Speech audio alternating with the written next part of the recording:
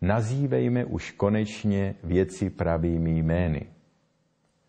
Cikáni jsou cikáni, žádní Romové. A nejenom v češtině. Podívejte se na žitán, gypsy, cigojner a tak dále. Já si myslím, že bychom neměli ani předělávat dějiny. Podívejme se na Karla Hynka Máchu. Cikáni, on nenapsal nic o Romech. Jestliže se pobavíme u operety Cikánský baron, tak je zbytečné to předělávat na romský baron.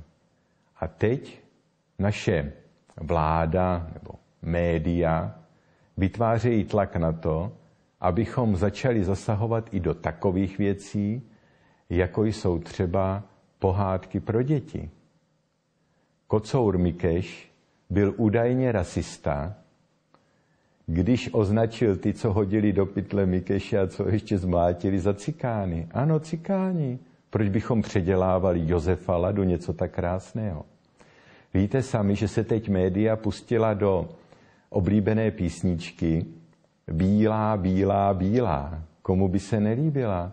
No tak jsme bílí. Přeci teď na tom není nic špatného.